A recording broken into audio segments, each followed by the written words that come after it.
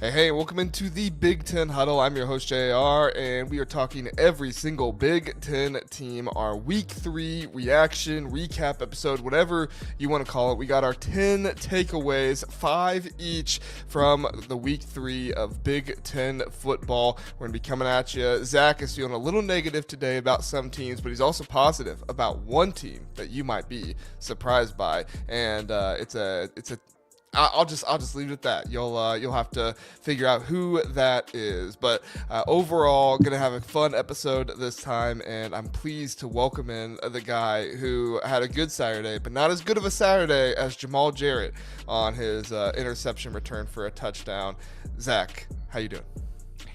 I'm a little negative, mostly because I thought my setup here was gonna be so much better. It was on the way up. I had shelving put in my wall behind me, and then I am not very good with like home improvement, so I didn't have the right anchors in, and so the top shelf fell down and made a mess everywhere. So that's why I blurred my background again, because I don't want you to see how unsightly everything is back there. My apologies.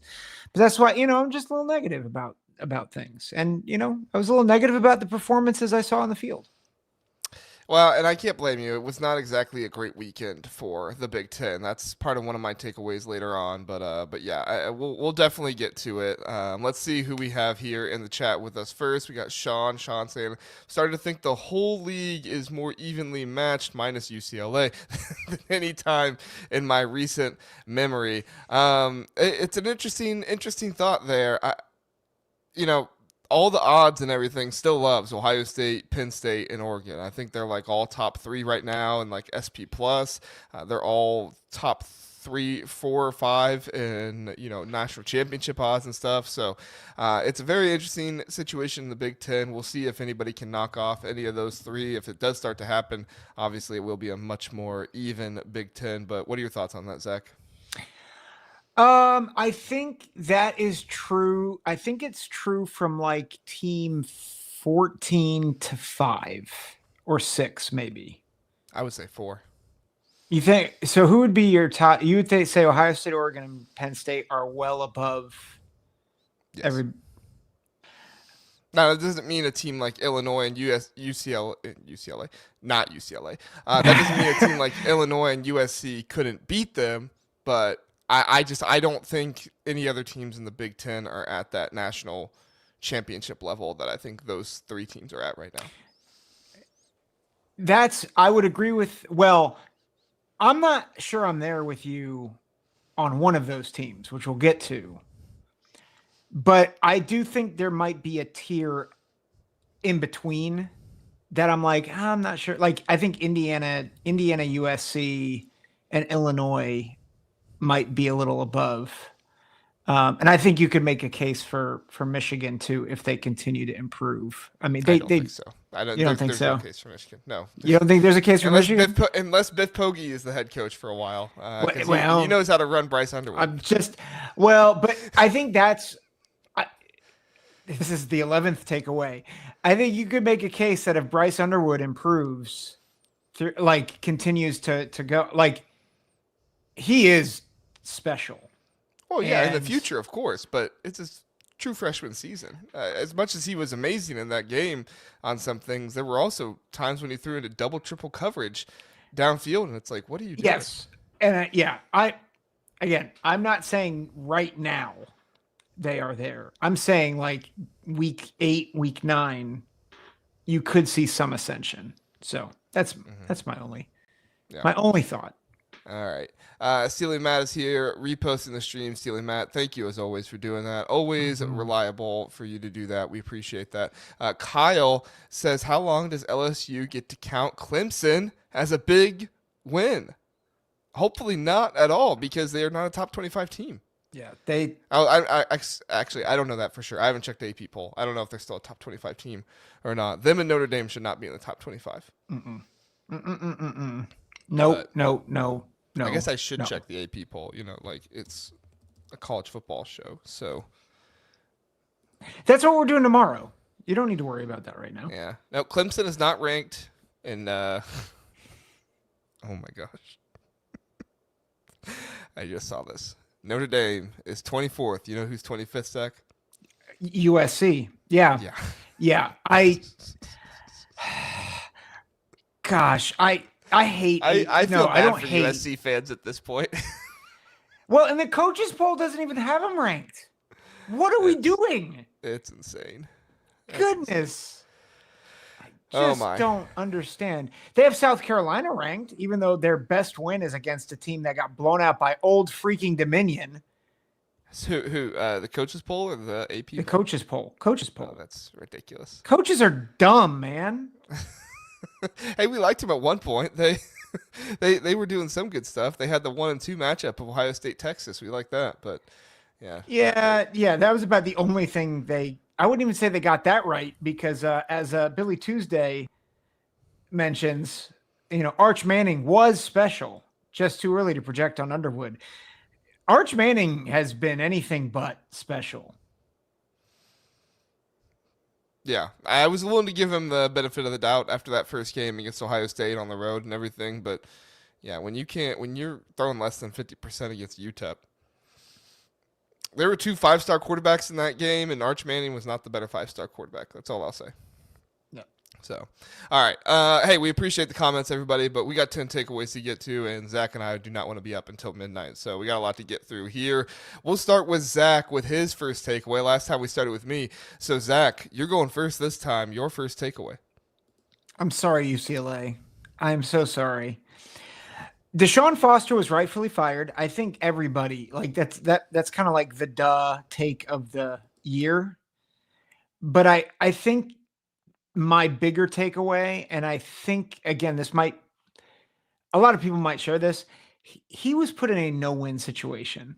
And I'm not sure that UCLA is going to be able to get it right after this. Now, the one silver lining is now they can take the next 12 weeks to kind of think about fit, financials, like who is our guy. They can get ahead in the coaching search, whereas before they were behind the 8 ball. But I am not confident in their process after the last process, because there were rumors that Chip Kelly was unhappy, and their AD was like, "No, we're good. We're gonna keep Chip Kelly around," despite the fact that he wasn't necessarily recruiting all that well. There was some internal grumblings about him. And then Chip Kelly left. And, we don't need to relitigate that. And their solution was, let's hire a guy who's never been anything more than a running backs coach. He's a UCLA guy. It'll work. It didn't work. And the problem, I don't blame Deshaun Foster. I think some people are probably very angry with him. But here's the reality. No one was going to succeed in that. And Deshaun Foster especially was not going to succeed in that because he had never been a coordinator, let alone a head coach. So I feel bad for him. I feel bad since the beginning when, we go back to that press conference where we're from LA. I appreciated his humility. I appreciated his desire to make UCLA a good place to be, but he was in over his head, and that's not on him. That's on UCLA. And they should be ashamed of themselves for that. And they've got to get this right. And if that means firing the AD to make sure they get it right, they better do it. My conspiracy theory, and you know me, I'm a big college football conspiracy theorist. I don't like conspiracy theories in every part of my life. I will make that clear. But at least in college football, I like a good conspiracy theory or two. My conspiracy theory is that UCLA knew it was a no-win situation, and they just hired the first guy they could think of that was like, okay, he'll take the job for not very much money. But that way we can get rid of him in a year or two. Why would you keep him on for year 2? Because you wanted to get out in front of it. You wanted to fire him early. So that way you could be one of the first people to go out and hire a coach. But this is also giving them a lot of credit as if they're smart. Right. The UCLA administration has not displayed much intelligence. Yeah. So. I think listen, we're gonna have. I might be Bruin giving them Source. too much credit in I this. say we're gonna have Bruin Source on later, not during this show, but we're gonna have a special episode with them. I think any mention of intelligence and UCLA athletic department might make them very angry. So Probably. I disagree. And a very intelligent school. Great Yes. research, very intelligent school. Yeah. They just need to try to divert some of that intelligence to the athletic department because it doesn't seem like it's doing great. All right. So that's the first takeaway. My first takeaway comes from the Illinois game against Western Michigan. Illinois had another slow start in that game like they did against Duke. Now, against Duke, it wasn't a huge issue because they were able to turn over Duke. And in this game, it wasn't a huge issue either because they scored 28 points in the second half. But Illinois' slow start could be their ultimate downfall against Indiana. I mean, we are looking ahead now to one of the biggest games in the Big Ten football season if you follow the Big Ten. Now, if you're somebody that just, kind of watches the Big Ten and maybe you have one team here or there, it might not seem like that big of a game to you.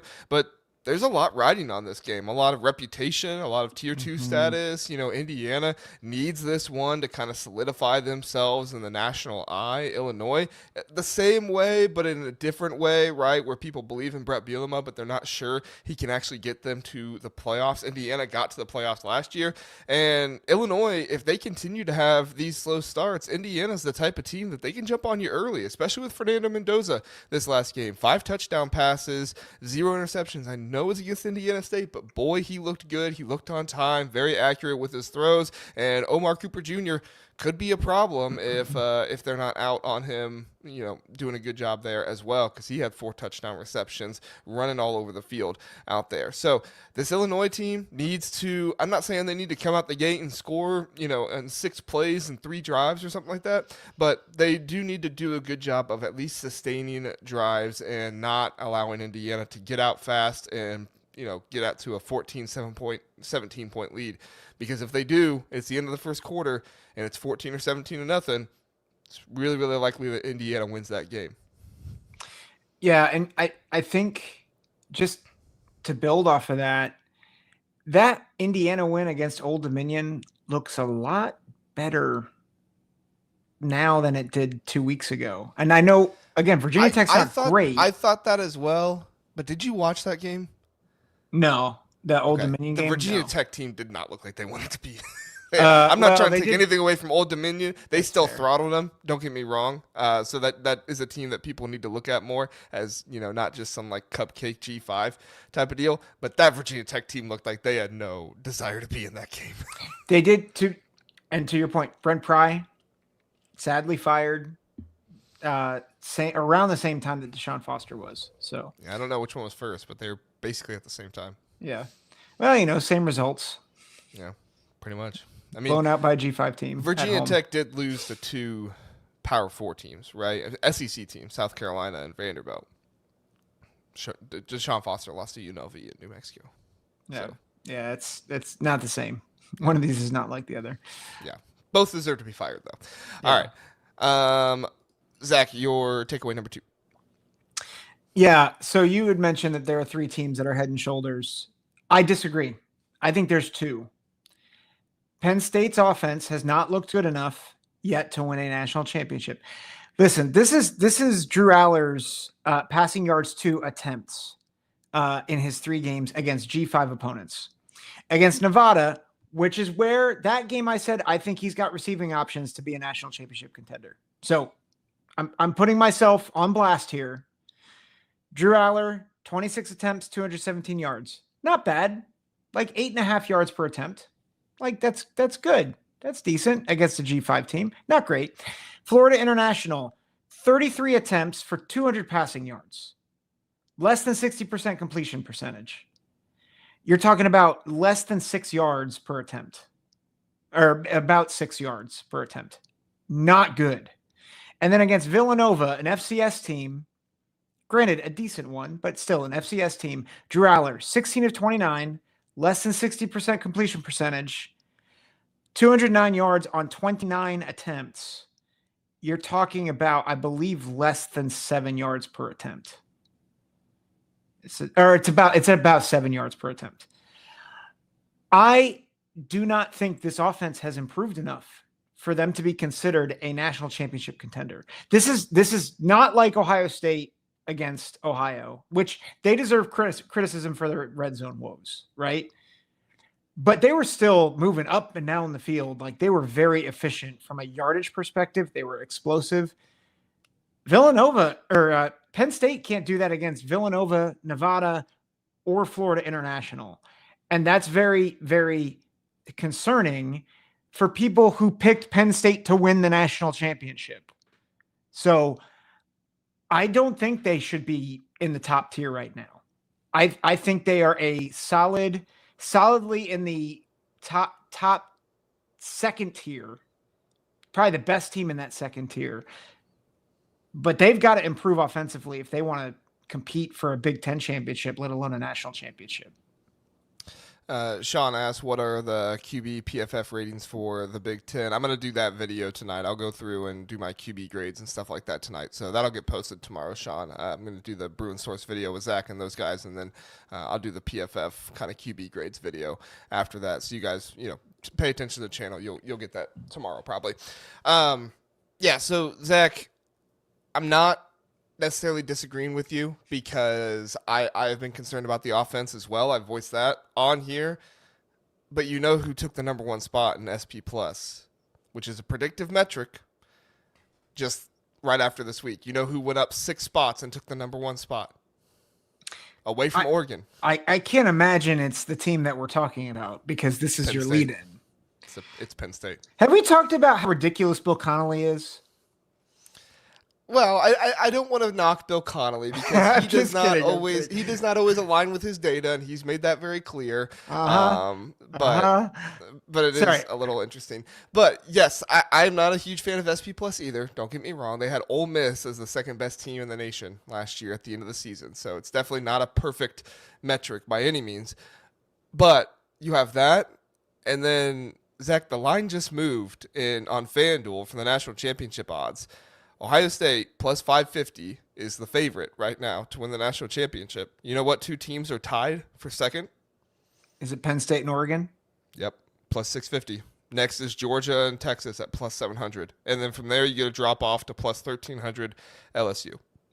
My only rebuttal. So I take back what I'm saying about Bill Connolly. I don't want to go after people. Unless it is Paul Feinbaum, then all bets are off. Mm-hmm. We do that regularly. Yes. But S&P Plus is predictive. I get that. But you can, especially in these first few weeks, you can really fake out some of these predictive metrics. Like Oregon was getting, loads of love because they destroyed probably the worst Power 4 team outside of UCLA and Oklahoma State. They were, just obliterating them. And I get S&P Plus. Like Sagarin has Penn State really high, but they've had Penn State high since the beginning of the season. We'll have this conversation again when they play Oregon. Right now, if you had to make me pick that game now in Happy Valley, I'm picking Oregon by 10. Because I just don't think Penn State right now has the offense to keep up with Dante Moore in that offense. I mean, they have a bye week and then it's the game, so you're not going to see anything from Penn State until then. So, that's 2 weeks from now. So if you're saying right now, unless Oregon does something to really, dash your thought process of them, I would say that's probably going to be your prediction for the game, no? I want to see Oregon against Oregon State. Just see. I want to see if some things that came up in the Northwestern game kind of carry over a little bit before I make a decision. Mm-hmm. But at this point, I would lean Oregon. Okay. Yeah, the home field advantage for Penn State does give me some concern. We'll get to it when we preview that game here next week. Not this week, but next week. But overall, there is definitely some concern for Penn State in their offense. But I also think some of this is Penn State is finally kind of operating with that mindset of like, this isn't good enough to win a national championship. And I'm not saying they didn't have dreams and aspirations of a national championship before, but I think it was always kind of tempered to like, let's win the Big Ten. And now it's getting to the point of like national championship. So the expectations and everything are even higher. Don't get me wrong. Penn State's not had a great offense in these first 3 games. But I also think some of this with the expectation and the fans and kind of the new thought process of like, we got to win a national championship with these guys is also adding to it as well and creating some of this, concern amongst the fans and stuff like that. For me personally, don't get me wrong, I'm concerned about Drew Aller. For me personally, I'm more concerned about the offensive line than I am Drew Aller. Yeah. The offensive line has got pushed around by a group of 5 teams. You can't let that happen. So, and not consistently. It's not been the entire game, but at points in the games, they've been pushed around. And to me, this was supposed to be one of the best, if not the best, offensive lines in the Big Ten. I feeling very good about my prediction that Oregon will have the best offensive line in the Big Ten because right now if they're not 1, they're 2. Yeah, so they're so good. Yeah. So, and Fisherman's right. Miami has the best offensive line D-line combination so far in college football. Okay, hold on. Time out. I texted you and said I might have to, I tweeted this. I might have to put Miami number 1, and you were like, "Don't you dare!" And now, just because they have the best offensive line, defensive line combination doesn't mean they're the number 1 team in the nation. Oh, that cures a lot of ills. I mean, yeah, but Ohio State has a really good defensive line, a really good offensive line too. Ohio State beat the preseason number 1 team in the nation. Oh, who'd Miami beat? Miami beat the number 24 team in the nation. An overrated USF team because they beat Florida, where DJ Lagway was supposed to be the best quarterback in the nation. If you don't want to give Ohio State credit for Texas, you can't give that's a good point. USF credit for beating Florida. Because Florida had just as much of the hype. DJ Lagway had just as much of the hype. He just threw 5 interceptions against LSU. And LSU can't run the ball. Sorry, Brian Kelly. You can go off in media press conferences all that you want. What a jerk. As much as you want. But you can't run the ball. You had 5 turnovers or 5 takeaways in that game. And you weren't able to capitalize with any more than 20 points. That's ridiculous. Sorry, I know this was a Big Ten show, but Fisherman brought it up, so I'm going to put on Fisherman. Yeah. I think I do disagree with this thing that, oh, darn it. There we go. Ohio State DL isn't close to as physical as Miami's is. I disagree wholeheartedly. I think Ohio State has been physical, and I think I thought their defensive line, I know it's Ohio, but I thought we started to see more and more of the defensive line starting to impose themselves. Impose their will on the offensive line. So I think I would agree with you that the offensive defensive line combo for Miami is the best right now. I don't know if I would say it's hard to make the comparison until we see more like competition. I was high on Notre Dame, but I was low on their defensive line the entire time. USF, it's a G5 program. They're not going to have offensive line and defensive line that can compare with some of the best in the country. And they caught USF after 2 very big time games with Boise and Florida too. Yeah. So it's like, but anyway, we're getting off. Let's get to our next takeaway here. Yeah, go for it. Takeaway number 2 for me, the Big Ten must stop hiring first-year head coaches who have little Power 4 or NFL experience. So that caveat there at the end is very important because Ryan Day obviously was a first-year head coach. However, he spent a lot of time in the NFL and he spent a lot of time cutting his teeth at different Power 4 programs, Boston College, different places as well. So even though he was a first-year head coach, he was in the system, and he was somebody that had, obviously been there with Urban Meyer for a while, and he had NFL experience. He had Power 4 experience at other places. So I'm not talking about Ryan Day as much as I'm talking about Deshaun Foster, who was a grad assistant, a running back coach at UCLA, and then UCLA's head coach. The Big Ten should not allow that to happen. Like, you should not be allowed to make that hire, number 1. Number 2, and I know I get flack for this, but I think I've been justified a little bit here recently. Michigan should not have hired Sharon Moore. Now, what's the consistent thing here? both those coaches left late in the cycle where really they didn't have any other choice. Now, maybe Sherrone Moore is going to prove me wrong, but at least in the first 2 years, if Sherrone Moore doesn't win any more than 8 games here, I think I've been justified in saying that hiring these first-year head coaches is just not a good idea when they don't have very much experience. Right now, Sherrone Moore is dealing with multiple assistant coaches on his staff that just plain aren't good enough. What's the offensive line, position coach there? I'm blanking on his name right now. I am too. Newsome? Is it Newsome? I think it is. Is it Grant Newsome? Yeah, Grant Newsome. Him, and then the wide receiver coach, Ron Bellamy, who's been awful. He's been atrocious. And Sherrone Moore continues to keep him around, continuing to have a wide receiver room. It's just not good. Mm-hmm. Why does this kind of stuff happen? It happens because a guy came from the MAC up to Michigan, and Michigan was his only job ever in the Power Four. You have to have more connections. You have to have more people that you know to be able to get into these kind of levels. Of course, Michigan is going to go out and find good assistant coaches with the kind of money that they're going to put into it and stuff. But at the end of the day, you still need a head coach that has connections, that's been different places, that has seen different things, and not just seen one program. Because right now, it really does feel like Sherrone Moore is just kind of trying to emulate everything that Michigan did under Jim Harbaugh, which is not a bad thing to emulate. Obviously, they won a national championship under it, but it's not him, right? And he needs to create the program in such a way that is his image and the way he sees it. And I just don't know if he has enough experience to be able to confidently do that. Yeah, and I think one thing that's also starkly different from Ryan Day and those other guys you mentioned, he started as a head coach before NIL really started to pick up, which I think feeds into your point about having those connections. Like Ryan Day got to evolve as NIL really began to ramp up. These guys, they were just thrown into it. And it's like, you don't have any connections. Like, what are you going to be able to do?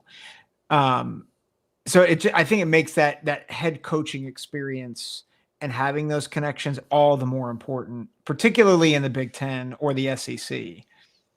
It's honestly one of the most underrated parts of being a head coach is hiring the assistants around you, having enough connections to go out and do it. It's one of the reasons why some of the most traveled head coaches out there are able to hire some of the best coaches around. Now, Brian does bring up Tressel came from FCS Youngstown State and did pretty well. Yes, I would say that's a different time. I would say the Big Ten is above where they were at that time, right? And I think that fan reaction and stuff is different now than it was back then. So, Brian, you make an excellent point. I just think it's different now, right? I think the transfer portal, NIL, you started a school, you pretty much need to perform right away, especially with an elite program or a top-tier program like what you have most of the programs in the Big Ten. So, and I mean, you got it going on with David Braun right now as well, too, right? I mean, talking about Sherrone Moore and Deshaun Foster, David Braun kind of has it going on right now, too. He hired Zach Lujan. It is astounding to me that Zach Lujan still has a job at Northwestern. I don't know how that happens, but why does it happen? Ultimately, David Braun probably doesn't have anybody else he knows to hire. Or maybe he knows other people, but, at Northwestern, you really got to know people to go hire there. Well, you have to really know people, and you have to really get buy-in.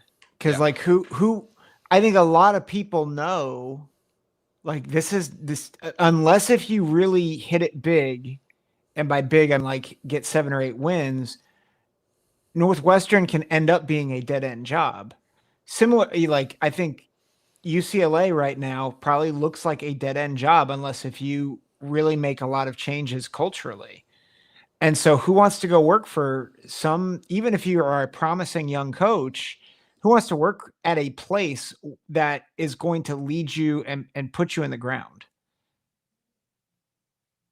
Yeah, it's a great point. I just think the Big Ten is above that. I think at this point, the money that you have to offer, the status that you should be at, if you have a coach you're hiring late into the cycle or something like that, tag him as an interim. Ohio State did it, and then they moved on from him and hired Urban Meyer.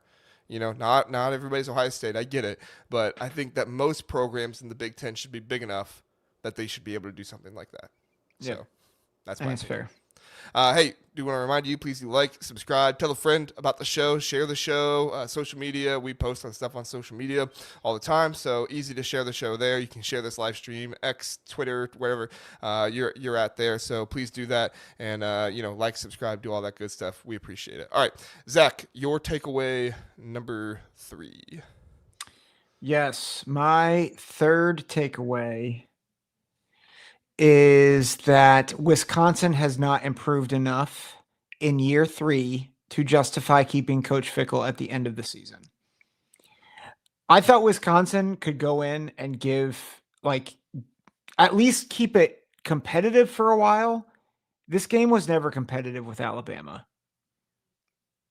I've seen Wisconsin play Bama. I think it was 10 years ago when Chris was the coach, and they looked more competitive then than they ever did this past weekend. And that's an indictment, again, on talent accumulation, scheme, and overall coaching. And I hate to say this because I want Fickell to succeed, but this experiment needs to be over. I don't think they need to fire him today, but I think the experiment needs to end because he has not improved this program. If anything, it's been stagnant, and I would argue it's gotten worse under Fickell's watch. So Chris was fired in, 2022, I believe. Yes. Okay, so in 2022, they beat Northwestern, Illinois State, New Mexico State, Purdue, Maryland, and Nebraska. They lost to Minnesota, Iowa, Michigan State, Illinois, Ohio State. All right, here's my hot take.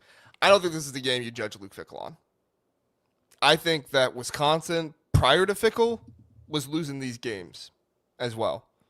You go back to when they played Ohio State, right? They play Ohio State in the Big Ten championship game. They lose 34-21. A little bit closer, but also neutral site, right? You go back to 2018. They lose at Penn State, 22-10. You go back to 2017.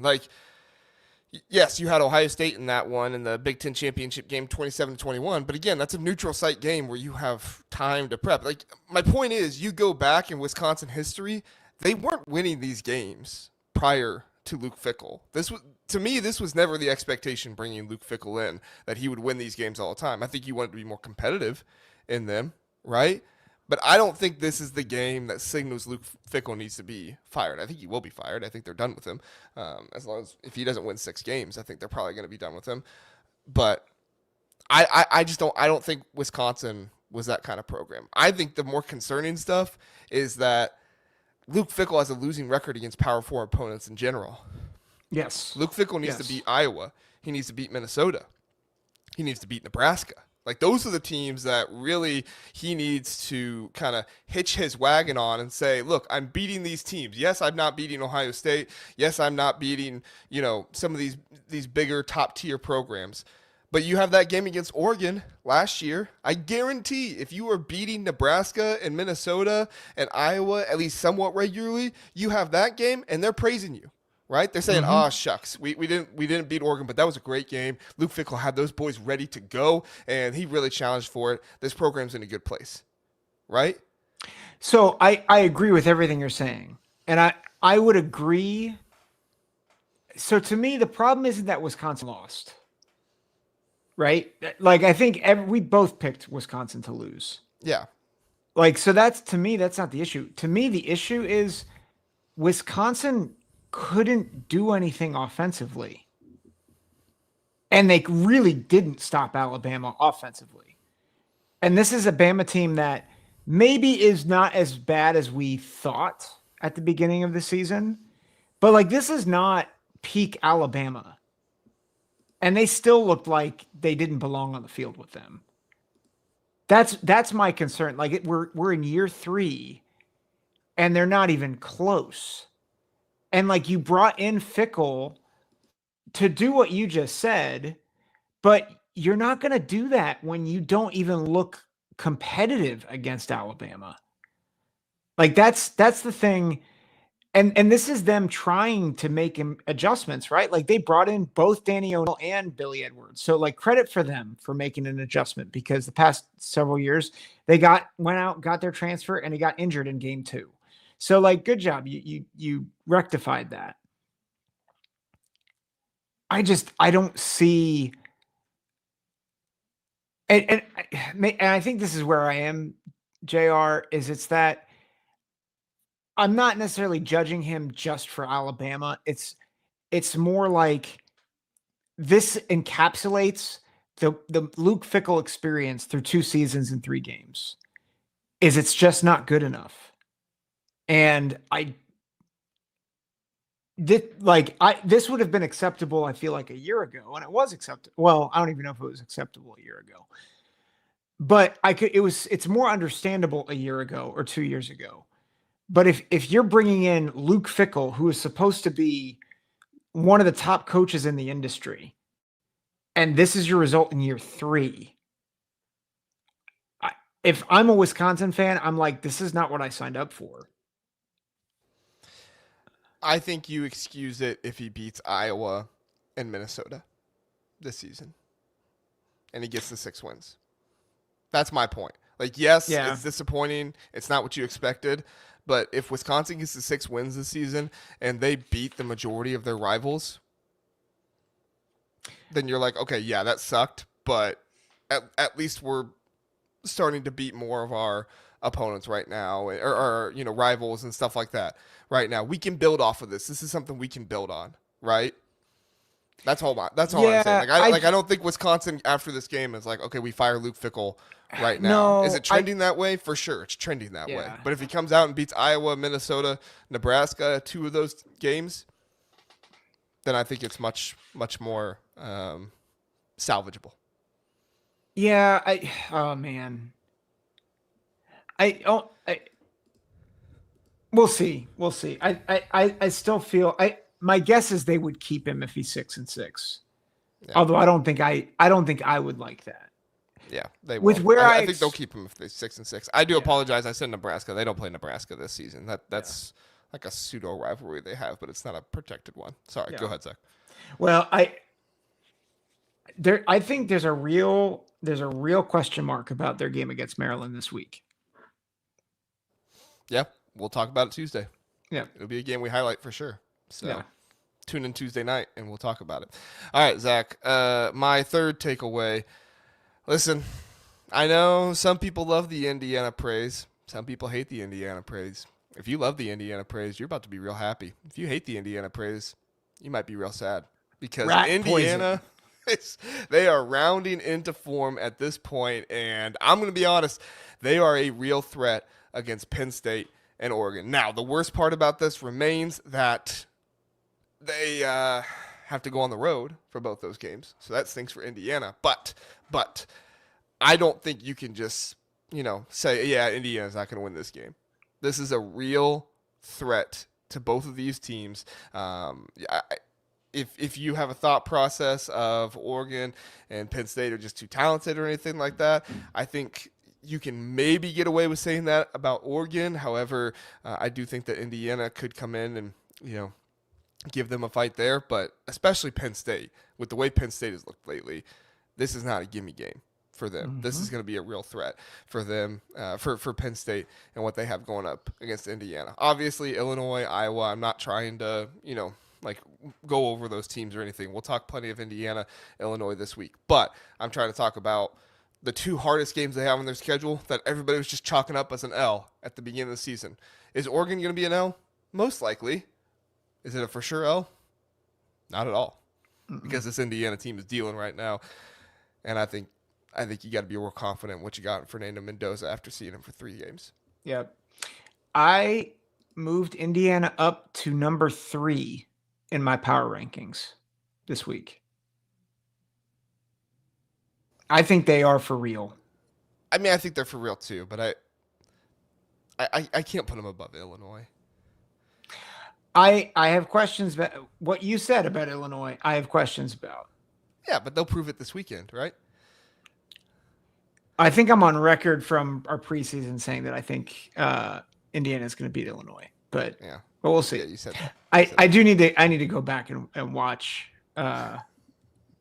more before I make that.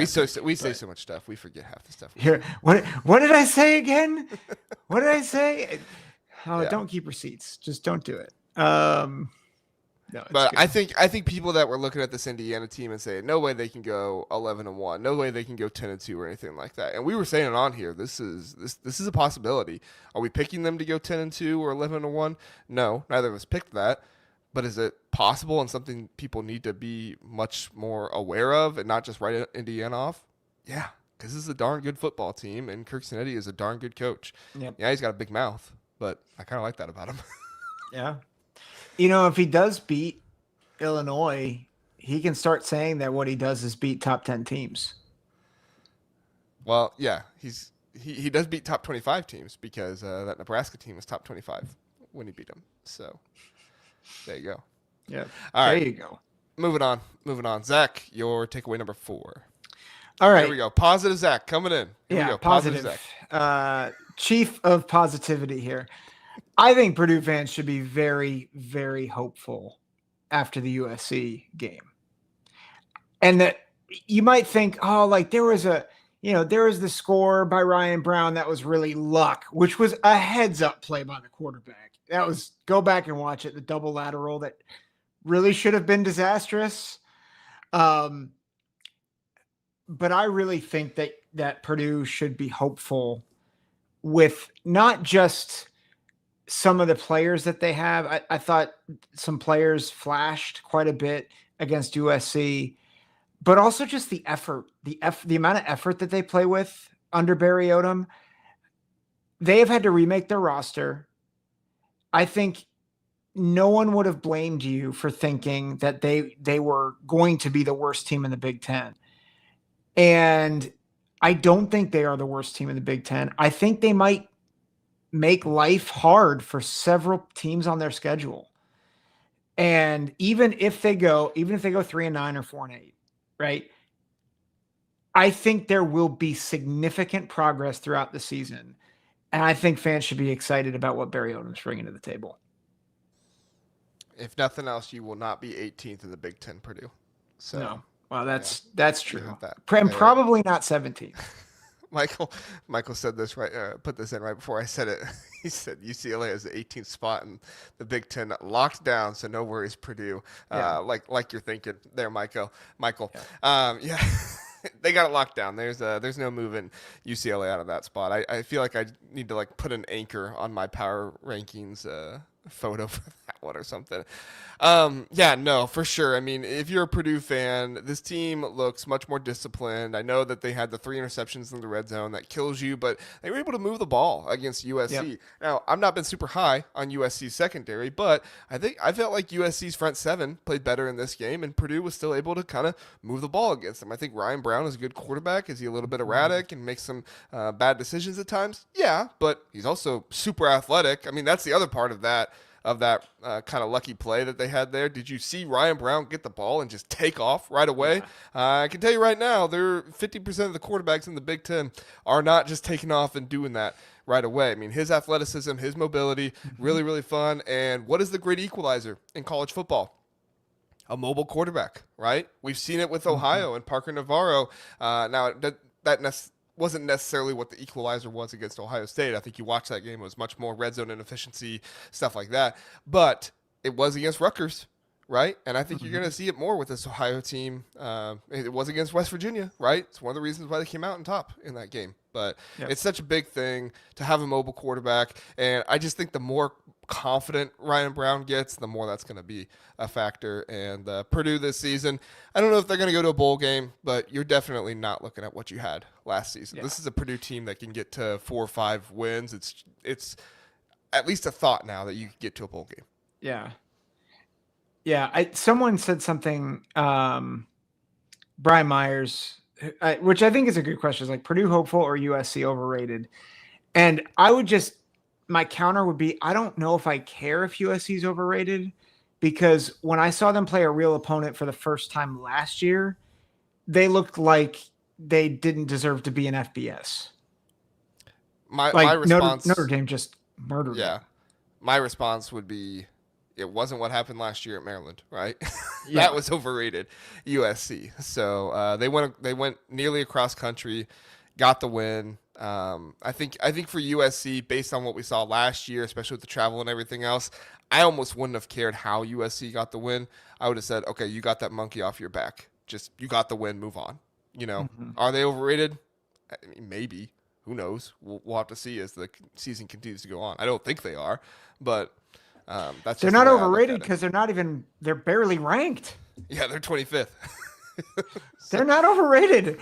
I guess not for us. We have them right outside the top 10. So Yeah, but everybody else is like, dude, the coaches don't have them ranked 25th. What are we doing? yeah, they're not fans.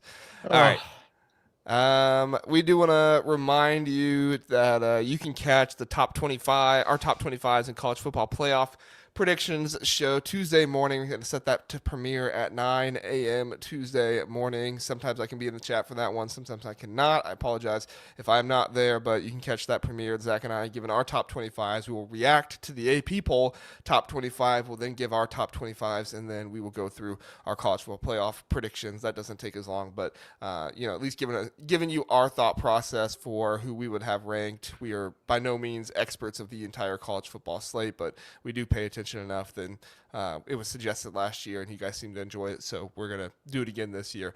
Let us know what you guys think about that in the comments and everything, because we enjoy doing it, and we think it's a good practice for ourselves to continue to kind of look at the Big Ten and where it stands and everything else in college football. So check that out Tuesday morning. All right, Zach, my number 4, and you're going to love this. This is going to bring out the most positive Zach anybody's ever seen. Mark Gronowski improved more, and Iowa should win at least 7 games. All right, now my point in this... I quit. I'm done. No, Garrett, keep going. My point in this is that the Iowa fan base is very divided right now, right? I mean, there are Iowa fans that are like, we're never going to make the college football playoffs. Mark Gronowski isn't good enough. And that's what a lot of Iowa fans thought, was like, we have a chance to actually make the college football playoffs now because we have a real quarterback. Saw what he did in the opening game against Albany, saw what he did against Iowa State, and it was hard to believe that was going to happen. Now, UMass is not a good football team, but Mark Gronowski was more on time. He threw the ball better to his receivers. He looked more cohesive with them overall, and he ran for a touchdown in that game as well. Only 12 yards on the ground, but still ran for a touchdown in it. So, in my opinion, Iowa is set up better now than they were, obviously, after the Iowa State game. But I don't think this is going to be a drop-off some people thought. I think some people were talking about 5 wins, 6 wins for Iowa. No. At the very worst, they are what they've been the past few years, which is anywhere from 7 to 9 wins. And, they'll be right there, kind of a little bit of college football playoff temptation. Do I think they're going to get to the playoffs? No, because they have Indiana, they have Penn State, and they have Oregon. I don't see you losing only one of those games. And I think for Iowa, they probably need to be 10-2 to get in the college football playoffs. So I think that dream is dead. Okay? Yeah. But I do think for Iowa fans who are happy with 7, 8, 9 wins, there's still a good opportunity for that to happen this season. And Kirk Ferentz, he's kind of the king of making that happen. He never lets his program completely fall off. And so I think you're going to probably continue to get that. So the floor for Iowa with Mark Gronowski, the way he played against UMass, I think is 7 wins, but they might even get above that. I think 7 wins is definitely doable for Iowa. I think I've never had an issue with them getting to 7 wins. I think I'm just more like, don't you want more? I mean, there were people out there that thought they were only going to win 5-6 games this season after that Iowa State game. Well, actually, to be fair, if my preseason projection holds out, but with the loss to Iowa State, they'd be 6-6. So I don't know. I don't see Kirk Ferentz letting it get there. I think they'll pull out some Iowa magic in one of these games. Yeah. Get to 7 wins at the very least. Which see. Will not make some Iowa fans happy. Some Iowa fans will continue to be, pissed off about that. And there's some Iowa fans that'll say, hey, go bowling again. Yep. I will say I am very curious about them against Rutgers this Friday. At Rutgers. I think. You know what the spread is on that? What is it currently? On FanDuel, it is Iowa favored by 1.5. I'm surprised it's not more. Because I think Iowa's Iowa not has, favored by more, you're saying? yeah, because historically, Iowa has, I think anytime Iowa and Rutgers has matched up, the thought is like, oh, maybe Rutgers has a shot, and then Iowa kind of blows them off the ball. Let me look at their. I'm just gonna look something up real quick. Yeah, no, I think this is going to be a really interesting game because you have this Rutgers offensive line that I think has some more potential than people give them credit for. The defensive line has not been great, but they did have, I believe, 2 or 3 sacks last game against Norfolk State, which is Norfolk State. It's not anything great, but it is a little bit of momentum going into Iowa. And that's what you have to do against Iowa, right? I mean, Mark Gronowski has a tendency to hold on to the ball for too long, so you don't have to necessarily be the best pass rushers in the world, but you do need to be able to get past the offensive line and get to Mark Gronowski and make him pay when he holds on to the ball too long. Yeah. The game I'm really that really sticks out to me was in 2023, where I think like Rutgers had beaten Virginia Tech. They beat Northwestern. So like they started out really well. By the way, that Northwestern team ended up winning 8 games. So it's not like that was a bad Northwestern team by the end of the season. But they hung with Wisconsin. They beat Michigan State. They beat Indiana, and then they went to Iowa. So it was at Iowa, and you're like, oh, like maybe they have a shot. They lost 22-0. So I wonder because, and we've said it too. Iowa's strong on the lines. So there's a part of me that wonders, does Iowa show up and kind of just bludgeon them to death? But I also wonder, and our good friend Sean is in the chat. They've upgraded at receiver, and Kaliak-Manis is. I know people probably much better this season. Yeah, I know people like to give him crap, but like he has improved with Kurt Soraka. He hasn't had the crazy inaccurate balls this season that we've come to know from him, right? I mean, he's had in the past he's had those crazy balls, and it's like, where were you aiming, dude? Like, yeah. Now, but we haven't seen as much of those. Obviously, there's been some inaccuracy, but we haven't seen as much of those this season, and I think part of the reason is he's got really good receivers this year. Yeah, I've been saying it. Their wide receiving core, one of the most underrated cores in the Big Ten. They're so good. They are. Sorry, they are. But it's going to be proving me right. It's going to be interesting. This weekend we'll have a recap of that Friday night, regardless of what the outcome is. I'll come on and do that one. I don't know if Zach or Jeff will be able to join me, but we'll come on and we'll talk that game for sure. So, what time is that game on Friday? I believe it's 7:30, something like that. I actually may be able 8 o'clock. Oh, I will definitely be able to come on to that. Sweet. Sounds like fun. All right, Zach, your final takeaway. Oh man, this is going to be a homer take. This is the most positive, Zach. It's okay. So just some context. So after the Ohio State-Ohio game, I followed Chris Sims' instructions and turned the game to Notre Dame and Texas A&M because he told me to. Thanks for that, Chris. Thanks for that. Really good color analysis there. Anyway, I have a conspiracy theory about that as well. Can we entertain this for a second? I know we've gone over time, but my conspiracy theory is that there were more people watching that game on the Peacock app than there were people watching the Notre Dame Texas A&M. Not overall, obviously that one was on network television, but there were more people on the app of Peacock, and somebody said something to the color commentators. They're like, guys, switch.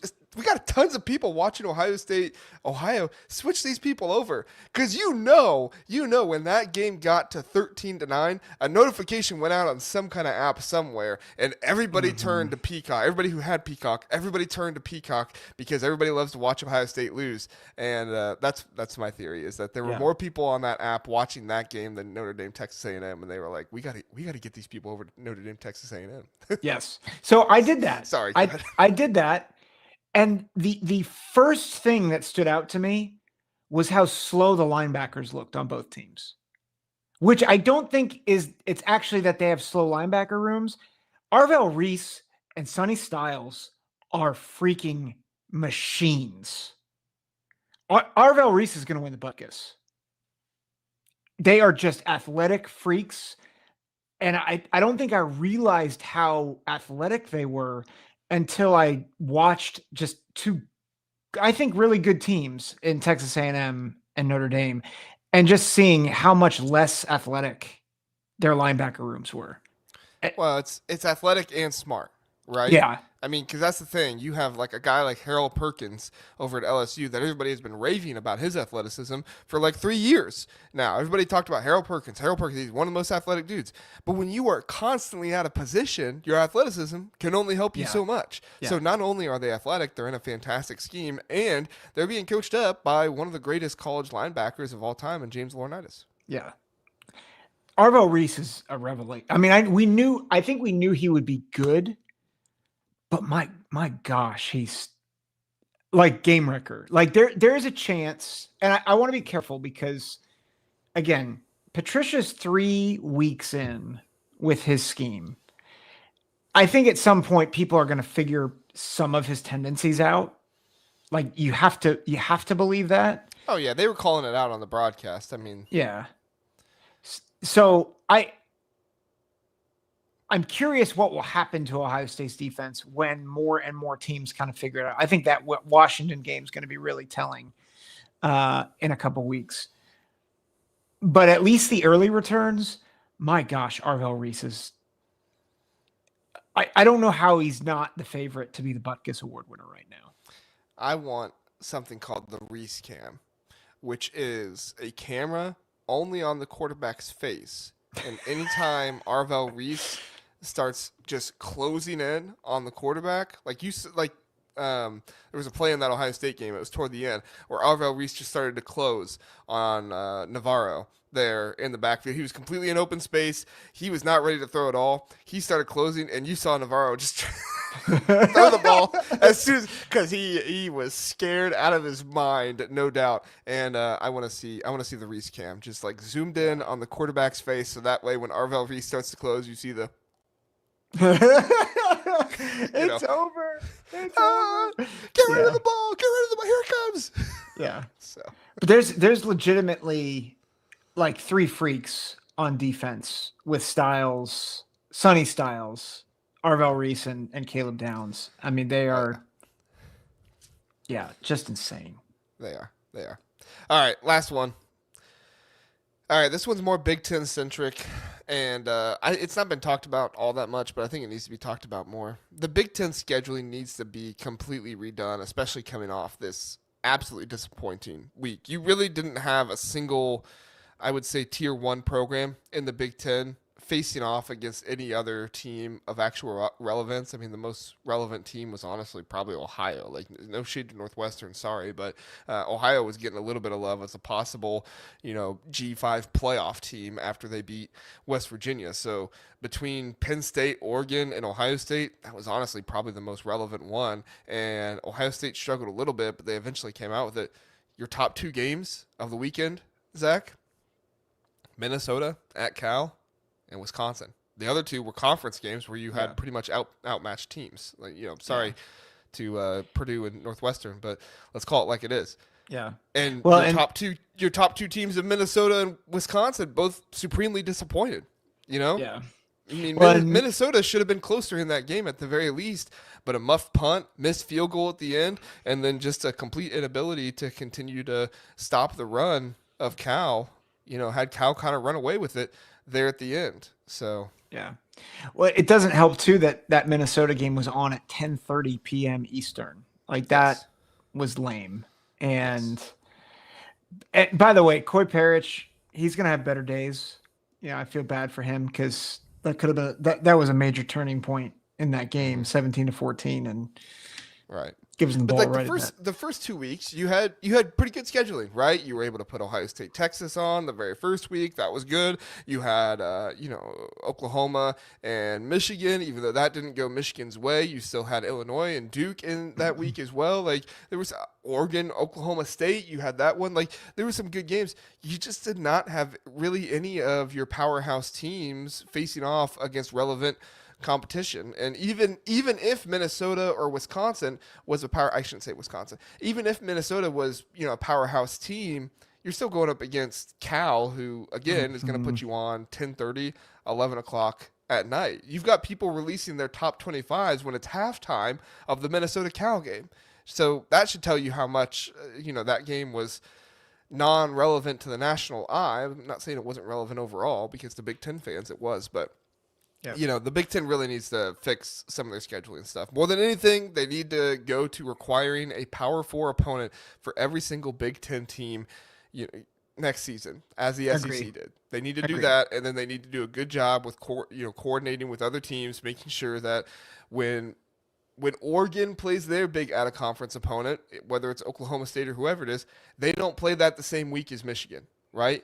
They should be tiering these games, tiering these opponents to know, okay, we got Oregon playing their big out-of-conference opponent week 2. We've got Penn State playing their big out-of-conference opponent week 3, and Ohio State playing their big one week 1. Who's our tier 2 teams? Illinois, Indiana, Michigan. Okay, let's give them some big, you get what I'm saying, to kind of do that stuff. So it's frustrating, but this is also what you get when the conference went to 9 conference games and nobody really starts playing conference games until week 3. That's another thing that needs to be fixed. You need to be, if you're going to go to 9 conference games and touting that, you need to be playing meaningful conference games sooner in the season than week 4. I mean, sorry, Purdue and Northwestern, but those were not meaningful conference games against USC and Oregon. Could have been. If what happened to USC happened again last year, but it's not likely. So, I think with what you're saying, I think one thing that could actually fix it is if they did go through with the Big Ten SEC challenge. Well, yeah, which they won't do, but like you could do 4 or 5 matchups week 1. And like plan on them being tiered, like you have your tier 1 and tier 2, like teams with records week 1, and then do the same thing week 2 and do the same thing week 3. Mm-hmm. Yeah. PK says the Big Ten will match the SEC with 9 conference plus 1. I think they will too. My concern is when they match it, right? If they match it this offseason, then, you're not looking to institute that until 2027 because teams need time to put these teams on the schedule. Indiana has a full out of conference schedule for next season. While Indiana could try all they want to get more a higher team, a Power 4 team on that schedule, other Power 4 teams already have their out of conference schedule set as well. So it's not going to be as easy as just calling up a team and saying you want to play Indiana. And also, Indiana's not exactly an easy win for anybody at this point. So there's not a whole lot of teams that are going to be wanting to sign up to go play the Hoosiers. Yeah. That's also kind of just where the program's at, which is a good thing. It's a good thing for Indiana. So, but yeah, I agree, PK. They will get to it. It's more of just my concern, when will they get to it, than anything else. So. And Blue Wolverine is here as well. Blue Wolverine, thanks for being here. Don't rewind the show to see what I said about Sharon Moore earlier.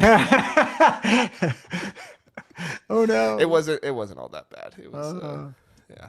All right, Zach. I think that's all 10 of our takeaways. You got anything else? I mean, we didn't really mention We kind of mentioned Rutgers. We kind of mentioned Michigan State a little.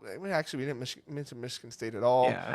Any other teams in the Big Ten that you saw anything from that you want to mention real fast before we get out of here? No, it's hard. I feel like it's hard to mention things. I mean, it was even hard with some of them, unless if they were negative, if I'm honest, because you're not gaining a lot of information. I mean, to your point, we needed better scheduling this week, and both for the reputation of the conference, but also because it just didn't give you a lot of information. So the most information I got was Penn State's playing with, Penn State. I'm concerned about their offense. I think we gained some information that Ohio State's got to work on red zone stuff. And Julian Sand played like a freshman at times against Ohio State. So I think that's another takeaway. At Minnesota, I think it probably would be worth us talking further about maybe tomorrow, but other than that, I'm not sure there's other takeaways that would be good for us to. That's my thought, at least. What about you? Yeah, I mean there wasn't all that much else. You had some FCS opponents. I mean Malik Washington looked really good against Towson. Dylan Raiola impressed again for Nebraska, but again you're playing Houston Christian there, so it's just kind of hard to really take too many takeaways from those ones.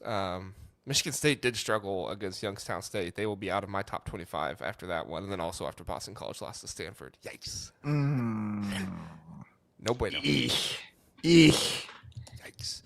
So, all right. I think we've done a bang up job here, Zach. We are gonna go straight from here over to our video with Bruin Source. Catch that tomorrow morning. I'll post that, going over the Deshaun Foster stuff and where the program goes from here, and then also gonna get their insight on the UCLA players as well. The UCLA players gonna be in danger of not playing 4 games, so that way they can utilize their red shirt. We'll see. It'll be an interesting conversation. Zach, thanks for being here. Everybody else, thanks for watching. Have a good one. We'll see you next time.